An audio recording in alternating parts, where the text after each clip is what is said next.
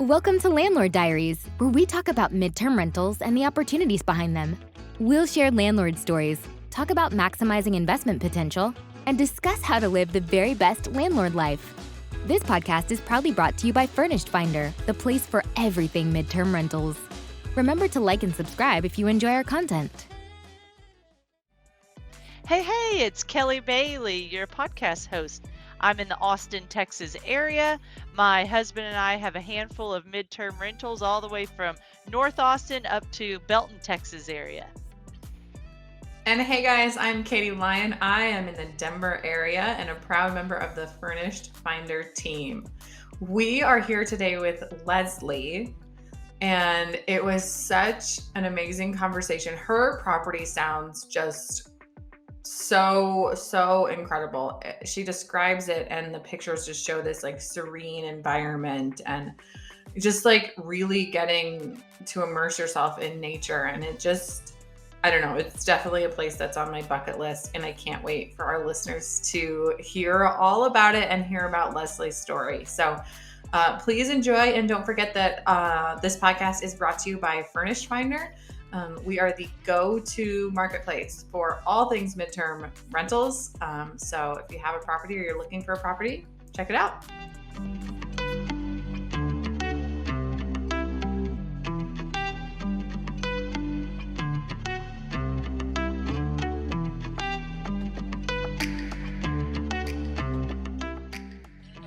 Well, let's bring on today's guest, Leslie Guiley. She is a former real estate brokerage owner who is now with Glow Real Estate Collection in Prescott, Arizona. She chose this career to truly understand property investment and to help others create a secure financial future for their families. Leslie has been with Furnish Finder for just over a year now, and is marketing her lovely home in Prescott, Arizona, which is called Peaceful Pines Cottage. It also helps her cover the cost of owning a second home. Welcome, Leslie. How are you today? I'm great. Thanks for having me. Awesome. Thank you so much for being here. So, Peaceful Pines Cottage. I just want to live vicariously through you. Why don't you give us a description of what your furnished rental is like? Well, I just got new pictures taken, so those will be uploaded on the site shortly. But it is an amazing place, not far from the town square, which you said, like in Georgetown, it's the place where you can bring a blanket, listen to local music, and all the art shows and everything happens there. So it's about 7 minutes from the square, but you do feel like you're completely out of the city. It's on an acre of pine treed land. It's actually in a county island. So you do feel like you're away from town, and you just like sit on the deck and hear the wind through the trees, that whistle of the wind through the trees. And it is so peaceful and beautiful up there that we just really enjoy it. Now, was this a home that you guys purchased as a second home for your family? Was it purchased as an investment property? Give us a little backstory there. Yeah, that's a good question. We did purchase it as our future retirement home, second home, future retirement home. My husband has always wanted to have a home in the mountains, on a creek, and there's like a little seasonal creek that runs behind the house, so then you can hear the water when that's going. And it is just idyllic. And so this home is very special because my former business partner, who's a developer, he had built this as his guest house. He has a 5,000 square foot home, and it was on 2 acres, and he built a guest house for his mom. And the guest house is, it's a 1,400 square foot, 2-bedroom, 2-bath, well-designed little place that lives larger than the 1,400 square feet that it is. And so, he built it for his mom. He did a great job. And so his mom, went into assisted living and is no longer using the home. So when he told me that was happening, he said he was going to divide his property and sell the home, I said, me first. Right, dibs. And he had let me stay there for a few months, years back when we were setting up the business. And so I was very familiar with the home and how just when you go in there, it just feels relaxing. It has like I don't know, good chi or something in that house. So I said, I absolutely am interested. And we worked out an arrangement so that I could buy the property. He divided his land. We drilled a well. So it's completely separate from the main house. The electrical's also everything's separate. And I feel really, really blessed to have had the opportunity to buy the house when I did, because it's truly a special property. So we'll keep it forever. That's awesome. The well, that's intriguing, because I'm sure many of our landlords have gone through the thought process of, well, do I really want to get into something where I don't know the water rights or how that works? So, what was the establishing the well process like? Well, it was easy for me because the gentleman that I bought the home from was a developer, so he had the well drilled. But they have good water in the area. I mean, they went down deep, so we would have plenty of access to water, and it actually is really good tasting water. So it's not, some people, when they ask, they're like, does it smell? I'm like, it doesn't smell. It's all good. Right. Great water. So we feel really, lucky to have that. But yet we're near enough the city where it may be that they also hook up to the city one day, because we're close enough in. But we feel really lucky to have a good well on the property. Our Belton That's property awesome. is the same. It has a well, but it's close to the city. But it's like the well is down so deep that it's like really pure, wonderful water. So that's really neat. Right. Well, let's move on to the next question. Your bio says that you chose this uh, real estate as a career to truly understand property investment and help others create a secure financial future for their families. So, How do you go about accomplishing this and helping others find that financial future? Well, that's a really good question.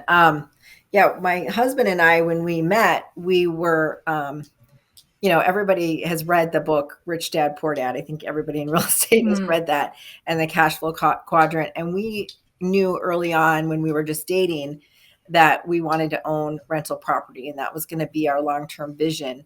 And so I studied for my real estate exam because I wanted to learn all that I could so that when we were ready, we could buy some property.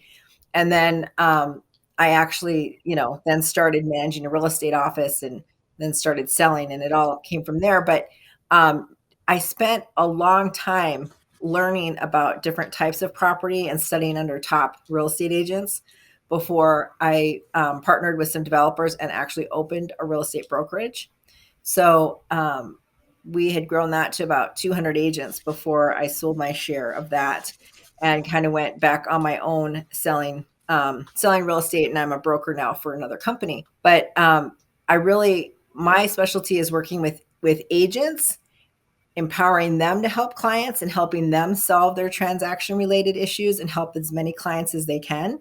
That's my special niche. But I also work with personal referrals on investment opportunities, and have, become a consultant for people that I know, because now that I have a few properties and my circle knows that, my clients know that when they're looking at buying investment real estate, I do help them out as well. So that's been, very rewarding to see, the progress of buying properties. We were buying, one at a time, saving up, buying one, saving up, buying one, and watching those grow in value and, cash flow as rentals to build the retirement that we can now count on. Feel really, really blessed to have been able to do that. So how many properties do you have or have you had throughout the years? I had 7. I just sold one, so I'm at 6. Okay. And we'll probably be buying something else to replace that one. But yeah, so that's where I'm at right now. And it's a comfortable place to be. Tell us a little bit about, that portfolio. Are they local? Are they, how do you have them all structured? Is it a mix of long-term, short-term, midterm? Like, what's kind of your portfolio position there? Most of them are long-term. And we've been really, we've got some really great tenants that have been with us a while. So that's been great. The only one that we do short-term is this one in Prescott. Oh, and that I wanted to tell you, if you're walking around doing the shops and it's spelled Prescott, but the locals, it's Prescott, like biscuit. Whoops. So it's Prescott. So Not a if you go local. visit, yeah, you don't want to be seen. You want to see as a local, say Prescott. So that's the only one that we're doing short term, so to speak. But we've even had, we've had several tenants through Furnished Finder that have stayed 3 to 6 months. Right. So that's been a great thing for us to not have to worry, about checking people in and out every weekend or whatever. Right. They can go and we know that they're taking care of it like they're home. So the rest of them that we have are in the Phoenix Scottsdale area. Phoenix Scottsdale, we have one by Arizona State University, and those are more traditional rentals. Okay. So tell us more about, I know Arizona is definitely a seasonal environment. When it comes to traveling professionals, what are the best months to visit Arizona? Obviously, like for traveling medical staff, there's going to be a need year round. But if you were to give the pros and cons to someone, what would it look like? Well, it just depends on what you're looking for. So, Heat? yeah, if you're looking for heat, come anytime. And different parts of Arizona, right? So Phoenix and Tucson are more the desert areas. Phoenix, Scottsdale, Tucson, that's what people usually hear about. Right. And it's going to be, really warm in the summer. And it is very warm in the summer. And you can say all the dry heat and everything, but I always tell people when they come, drink water and save your errands till, the morning hours or the evening hours, because it's hard to get in and out of that car. But the winters are absolutely gorgeous. So we start getting winter visitors coming down in about October, and, for sure by Thanksgiving. And then they're here until, it's very comfortable through April. May starts warming up. It's warming up now, but it's still like, this is still good. It's really only in Phoenix area. It's really the monsoon time of year, which is really July, August, where it's humid also. And that's humid to us. and that's the hardest time. However, there's great deals to be had at some of the nicest resorts and spas in the Scottsdale, Phoenix area during those months. So it's really never a bad time to come. For Prescott, it's absolutely gorgeous in the summer, the spring, summer, fall. You've got the seasons, and the summer is idyllic, where you think of being out by the lake or going down to the square and listening to a concert in the evening, going to get ice cream, riding your bike around. That is what Prescott summers are all about. That, and so a lot of Phoenicians winter or summer in Prescott. So it's a very popular place. And our state of Arizona Commerce Authority has done such an amazing job of bringing great jobs to the area, high paying jobs, that we have a lot more people moving here year round. We have a lot more younger people moving here. We'll always have the retirees, which, baby boomers, they're all between 61 and 75 right now. We'll always have them coming for the sunshine, and more of them are staying year round. And then we have all these young people coming for jobs. So Phoenix has grown, the Phoenix metropolitan area. And as that grows, then more people want to get away. And so they go up to Prescott, Flagstaff, Pine Top, other areas of Arizona where it's mountains and trees and cool breezes in the summer even. And then they have winter. So if you like a mild winter because you like seasons, Prescott's also a great time to be. It is known, be in Prescott is the winter because it's known as Arizona's Christmas city. And they do an amazing job. They decorate the whole town square. Though it's actually paid for by locals and local businesses. They light up all the trees in the town square. And they have a big Christmas tree lighting. And then the trees around the square all stay lit from, a few weeks before Christmas all the way through January for people coming. And so they have things going on every weekend that are holiday related. And it's a great place to be in the wintertime. We have a big snowstorm 2 or 3 times a year. But that's always like people taking pictures. Look how pretty, the snow is. It doesn't stay around long because it doesn't stay super cold. So Katie, are we booking our ticket soon? Yeah, I'm in. Sounds We have lovely. had one of the windiest spring and winter seasons in Colorado that I can remember, and I'm over it. I'm Yes, done. I hear So ya. I'll be right over. Yeah. I'm originally from Minnesota, so I came out here to get away from the winter. But you know, so but Prescott winters with the snow falling, I mean, it is pretty beautiful to see the snow on the trees. So it's not as cold as it Yeah, was back home I in bet. Minneapolis, so I can handle it.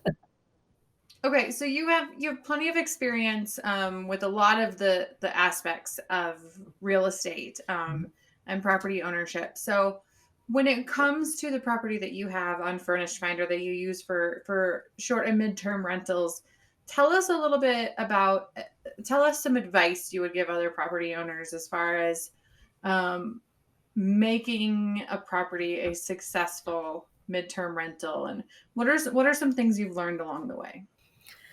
Oh, good question. One is, put it on the right site where it's going to get seen because you can have the greatest property Right. in the world, but if you don't have it on the right site and you don't have really good pictures, and that's why one of the reasons I'm upgrading my pictures, because I thought I had good pictures, but people tell me my pictures don't do my place justice. So you really want it. So Right. I had somebody in there for 6 months. So I had to wait for them to move out so I could go in and take new pictures. Wow. So I just did that. So that's really important. And then just having everything there that they would need so they feel comfortable, so that they feel at home. I mean, down to, having the coffee maker there and enough towels, and I give Right. them like some starter kit with shampoos and, you know, snacks and things that they might need just to get started. And if they're there for 3 months, they're doing things like buying their own, toilet paper and things like that. But I get them all started, with Right. a good starter kit, and Mhm. that helps them get settled Yeah. in. And then I have a guidebook where we have my son put together another little website that we give them access to once they are approved and checking in, that goes over all the systems of the home, and how the appliances work, and what all the restaurants are nearby, and where the Mm. grocery store is, and all of that information, where the hiking trails are, things to do. I talk to them if there's things coming up, like we mentioned, the holiday Christmas tree lighting, or, 4th of July, we have a big rodeo in town. And so, like, they may not know those things. Fun. So I just try to keep them up to date on what's going on, so they can join in and feel part of the community as they can. And, give them everything they need in the house so that they're comfortable. So cool. Now, have most of your tenants been medical professionals, or what kind of tenants have you had thus far? I've had a few medical professionals. The last one that stayed 6 months was a traveling nurse, and she was there for 3 and then re-upped for 3. And then Okay. I had the CEO of the hospital, one of the hospitals. And then I've had an engineer, various professionals there. Yeah. So I think it's a variety that use that Furnished Finder site, to find Right. something where they're going to stay. And it's a different kind of stay than just doing a Mhm. weekend. Not that Yes. you can't. Certainly you could do a weekend, but Mhm. Sure. you're looking for a little bit more, where they really want to, like, you can kind of deal with anything for a weekend if it's not perfect, right? But Mhm. if you're going to stay for 3 months, you really want to be comfortable. Mhm. For sure. So, yeah. Let's transition into the section we call landlord logistics. So I believe that you live in the Phoenix area, and we've already established that your midterm furnished rental is in Prescott. I said it right that time. Mhm. I'm a local now. You're Woo-woo! We will let you come. So Yeah. how far are you from your rental property, and how does that look for managing the property? Mhm. Well, I am about 100 miles from it. So it takes just about an hour and 45 minutes to get there. The other thing is that I am up there almost weekly for work. So I'm up there quite a bit.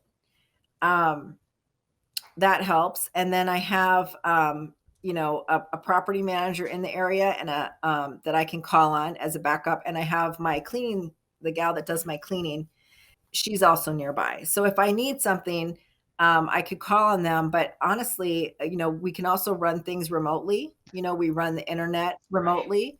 We run the door lock remotely. So those are pretty much the only questions that I've had come up. Like if someone, gets locked out or something, I can set the code on the door. Or if they were doing power work in the area and the internet goes down or whatever, and you can put it back up. So that's really it's been pretty easy. Awesome. That's great. That's awesome. We're kind of the same where we manage everything ourselves currently, but we're within a close like 30 to 45-minute range. And most of the time it's not it's not very hands-on, and I just try to be there when we flip the property to make sure everything's still accounted for and back in place. So that's pretty cool. Um, one quick question real fast. So being far away and living in an area that has extreme heat and extreme cold probably, what are valuable pre-season checks that you make sure and do for your home? Well, we get the AC and the furnace checked regularly. We have gas. The gas is there's natural gas to the property, and that is monitored by the gas company so that never runs out. So we always have heat, that kind of thing. And then I go check the property because I'm up there, so I can go walk the property if I need to. And that's all that we've really needed to do so far. Yeah. Nice. That's great. So I don't talk about it very often, but I have really come to value, and a lot of people will be like, no, but I have really come to value American Home Shield for their warranties. And originally I was just doing the real estate style where you do it for a year and then cancel and manage it yourself after that. But I've realized that it's so much more peace of mind when you can just not have to go check it out yourself, pay a small fee, and have them come out. And their newest plan even includes like the preseason check for the AC in Texas, which is great because it gets hot. Mm, So Mhm. I've come to really appreciate yeah. it. Yeah, it helps to have local professionals, like a good vendor list. I'm thankful that I have that because I've been in the real estate business for a while in the area, and I have so many agents that, I can reach out to. Like if one person's busy, who else do you know? Hmm. And that's certainly a benefit to being able to get things done. Definitely. And yeah, Right. I would absolutely recommend that you cultivate a great vendor list in the area. All right. So Leslie, walk us through, from an investment perspective, kind of the breakdown of the profits that you see from a long-term rental property and the midterm rental strategy. Well, I mean, you can obviously rent it for more when you're doing a short-term, Right. midterm. If I say 1 month or 3 or 6, you rent it for more than you would every month. Now, of course, there's more upfront investment where you have to, have nice furniture, and it no longer, it's not okay to just have garage sale furniture. You got to have nice furniture and Right. comfortable beds and nice clean bedding that needs to be, switched out and brought in new. Um, so there is a little bit more investment on the front end of that and maintaining that, but you certainly can, cash flow more month to month by renting it short to midterm. So I think that's why it's become so popular. And that held true for your Mhm. portfolio, I assume? Absolutely. Yeah, absolutely. Okay. But it is a little more maintenance. So, there's a Sure. certain, Sure. it's hospitality in addition to just property management. So Right. it's not a strict property Right. management play. You have to have that hospitality end to it. And, I of course highly recommend that anybody who's thinking about becoming a shorter midterm property manager, go stay in a few. Hmm. Go stay in a few. because you'll see what little Yeah. things are super important. Mm-hmm. Yeah, that's a great idea. So, and are you using Furnished Finder primarily to market the cottage, or are you using other sites as well? How has the marketing aspect panned out for you? I've had the most tenants from Furnish Finders. I have had it on other sites before. I also do some word of mouth just because I'm lucky that I also know a lot of real estate agents in the area who have Right. people are coming in building homes and things like that. So I've had a few referrals that way. So it's been a little bit of everything, but primarily Furnished Finders is the one I've been using the most. That's where I've got the most, the longest visitors from. Right. Awesome. So I read through your listing description, and I, of course, just took a minute and soaked in the aerial photo as well. It just makes me want to be there.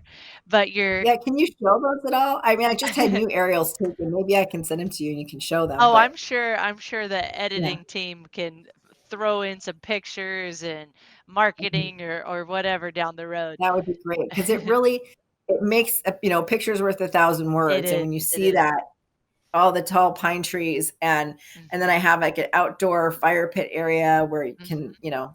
sit off the side of the house, and I have a front patio. And oh my gosh, and the front patio is the best place to watch. We have wildlife. So there's deer that come through.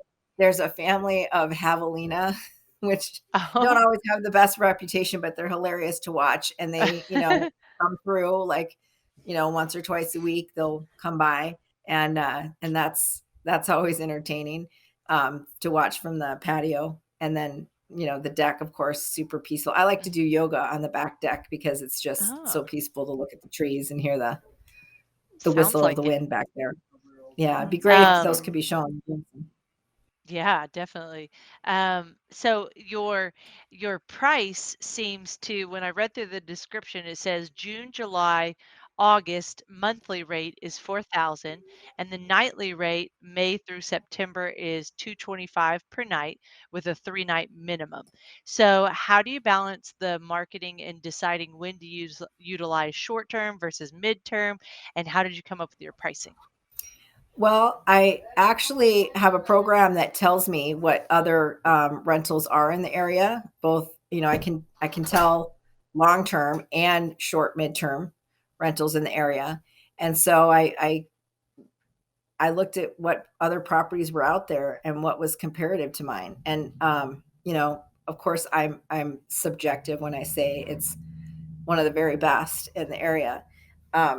It's not a super large house, but for a family or couple or just a few people, it works really well. So that's how I came up with the pricing, is just comparing it to other things out there, and knowing that we have the acre of land, and it's just a different experience than being right up against a neighbor. Great. And you mentioned that it's so is that a website you can share with us, or is it built-in real estate place that you look? What is it? Um, I I use AirDNA. Air. Oh, that's what we talked about with someone else. Yeah. Yeah, Yeah. AirDNA is great. It's yeah. got so much data and information. Mhm. Mhm. Awesome. And you can S- tell, it tells you how booked they are and different Mhm. trends, like week to week seasonal trends. So it's very good to stay on top of that. Awesome. That's really cool. So we of course want to highlight Furnish Finder as well, and we have a resource tab for both travelers and landlords. That each of those tabs has a section. It's actually property owners and landlords, or property owners and travelers is what it's called. But there's a section called housing demand, and so a lot of our property owners will go to the housing demand map to see kind of what the average prices are, how many people are renting in that area, what's the demand of how many people are looking. So that's also a good tool to use through Furnish Finder, and this Air DNA sounds great as Yeah. well. I mean, I also use some local websites for rentals and MLS and, Yeah. other things, but for the short to midterm, that's what I use. Love it. So tell us a little bit about your property turnover process and maybe, I mean, obviously we know you're going to get in there and you're going to view the property, you're going to clean up and restock any essentials that you might be providing. Is there anything that you do unique to set yourself apart, or is there anything that you do differently for maybe people who are staying 3 or 4 nights versus a travel nurse or someone who may be staying for a few months, right? How do you tailor that? Yeah, I guess I just tailor the amount of like getting started supplies. They need something different Okay. if they're going to be there a week than if they're going to be there a few months. But I have to tell you, I have been really, really blessed to have some fantastic tenants that like practically clean it before they leave. And I mean, they do Oh, clean, but I have a great cleaning crew, and they do a great job of turning it over so that it's been easy. I haven't had to do a lot. I Right. just, she tells me, the cleaning crew leader tells me what I need to restock on, and then I, go get it, deliver it to the house, and that's all I do. That's amazing. Yeah. One Amazon order, right? I've done walkthroughs with, because I have them actually do a lease, right? And so we look at the house when they move in and, note, if there's anything to note. And then I do another walkthrough with them on the day they move out and, thank them and, have a nice Right, conversation. And right. I've just, that's why I know they've taken really good care of it. I had one tenant that even restained my deck. Oh my gosh. wow. I And would it like needed them it. as a tenant, please. He needed it and he was bored. So he's like, I Oh found the my stain in the gosh. garage and I just did it. And I was like, fantastic. So, That's That's yeah, amazing. amazing. I've had really great tenants. So I was just going to ask if there's anything you're doing in the vetting process to ensure that you're getting great tenants, right? Because on Furnished Finder in particular, you get the chance to talk to that potential tenant and you work out the Mhm. details, right? Of Yes. the background, the credit checks, Yes. and you can use key check, but Yeah.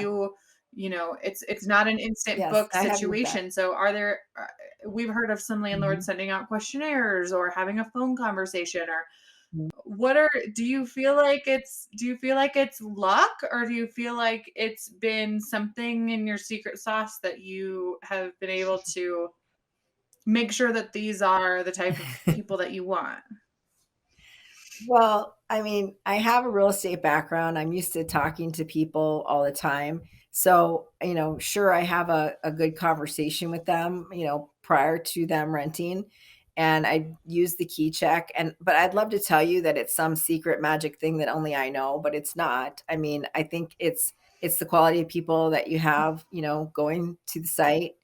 And that, if you just people, they're just But maybe that people is the like you and secret I, sauce, right? Maybe you part of know? that is the location is the secret sauce because you're right, you're not going to be attracting large groups of rowdy people or it's obviously, a Yeah, no, there serene definitely spot. are people that rent, I think it's also my property because, Exactly. Right. definitely there are people that go up to Prescott and have a family reunion or have, you know, whatever girls or boys weekend or whatever they do, but they're renting much larger properties. They're Mhm. gonna look for those 5-bedroom homes or whatever. Mhm. Right. My home's a 2-bedroom home, and like I said, it's great for, you know, 4 6 would be, that it could sleep 6, but it'd be, 4 would probably be Be the most tight. Mhm. comfortable, right? Right. So it's just not that place, Right. it's not the place for that. And I have parking. I have a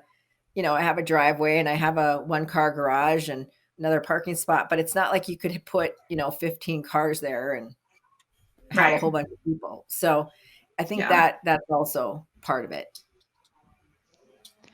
You know what? That's a good reminder. Yeah. The good reminder that not to have too much parking. No, it's a good reminder. It's a good reminder about the smaller homes that they're less Yeah. likely to have parties. My Dave and I Mhm. have been considering buying another property, and I'm kind of leaning towards Belton, which is north of Austin. He's leaning towards Austin for the appreciation play. And, I've been I like the 2 bedrooms, the 3 bedrooms, and I think that's a good reminder of you're less likely to have a bunch of partiers the smaller the home is, and more likely to be at the right price and at a good setup for traveling professionals, which is Right. nice.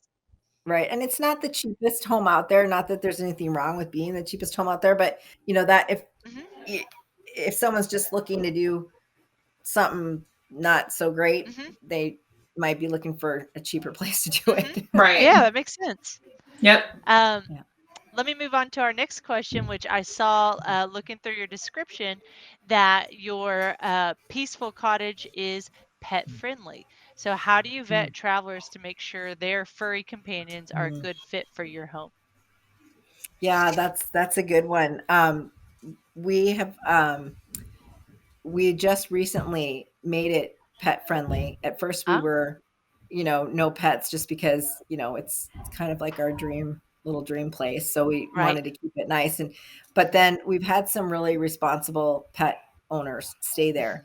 And the last tenant, the traveling nurse, she said, I have a Rhodesian Ridgeback, Uh-huh. which is Mm. a very large dog. And I actually met the dog, and he was a sweetheart, right? And very good. And so we just decided, you know what? So many people have dogs, and they're not gonna. Where are they gonna leave their dog for 3 months, right? They're gonna bring it. Right. And she also. It was funny because she also brought her horses, not to my, Oh, cool. but she had horses, and she trailered them down from Washington and put them up somewhere near boarding facility in Prescott, so that on her days off, because traveling nurse, she worked 3 or 4 days a week, right? So she had plenty of time to go riding all the trails and all of that. And so I thought that was kind of cool. But yeah, we've met the owners and the dogs that have stayed there. And we let them know there is wildlife in the area, so they have to really keep an eye. They really shouldn't, especially And with I small assume there's dogs. not a fenced yard, right? There's not a fenced yard, so it's not ideal, right? But Right. they said the dog's never alone.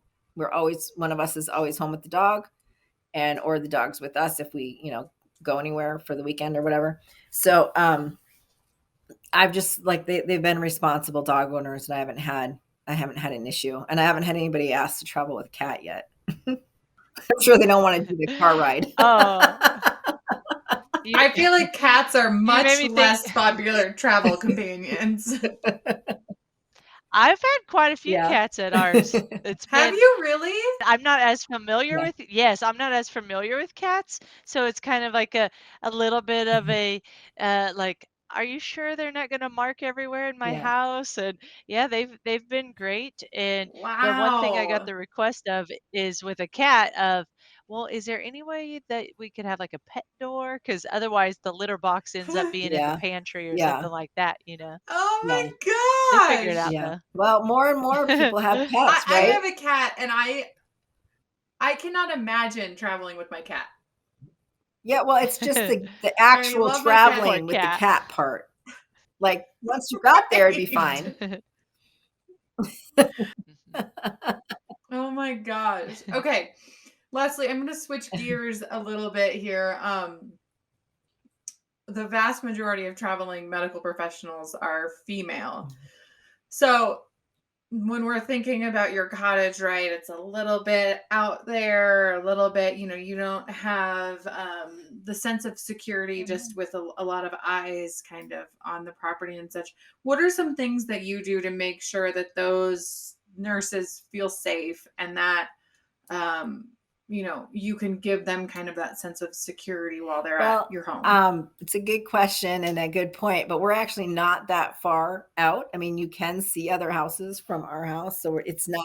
I mean, you feel like you Right. definitely have elbow room. There's not someone like peering right down on you, but when you look out every window, you see trees, and you would see it's not so dense that you couldn't see if there were people on the property. I mean, but you see trees, and it's very comfortable.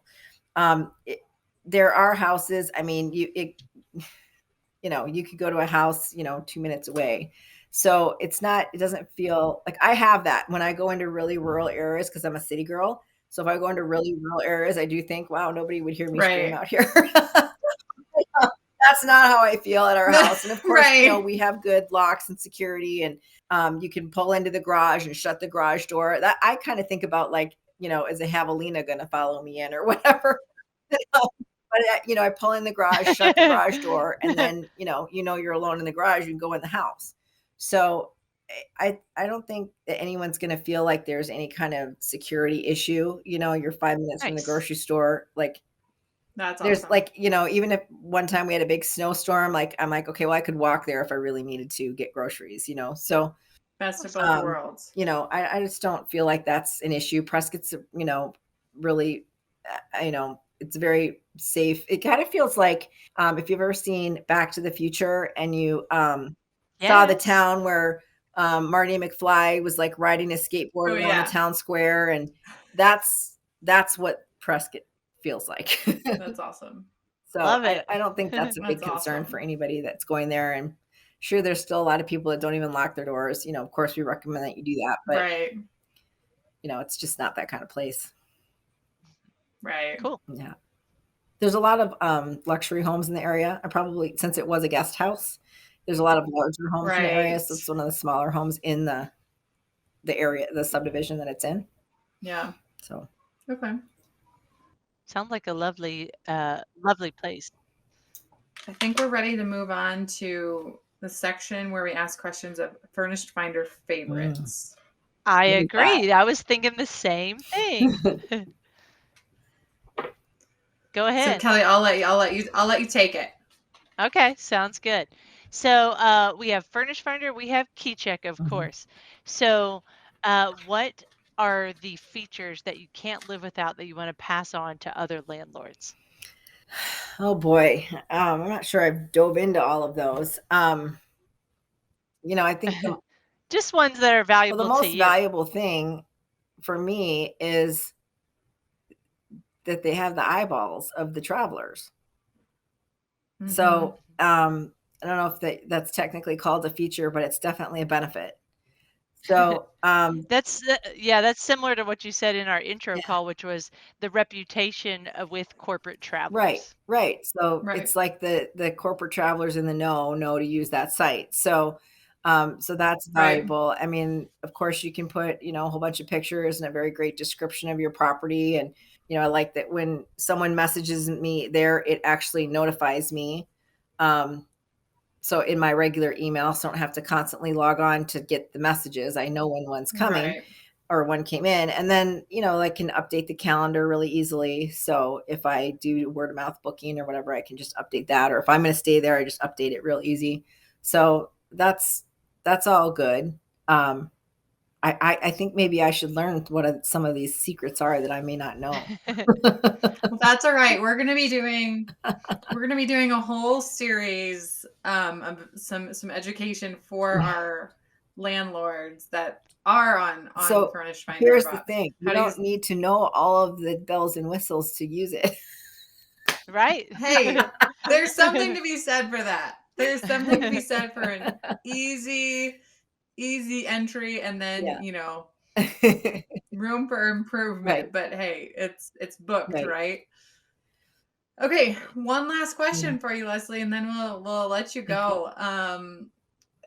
We just want to give you the opportunity to share anything that you are passionate, anything that has really stuck out with you on this journey that you've taken towards having a midterm rental.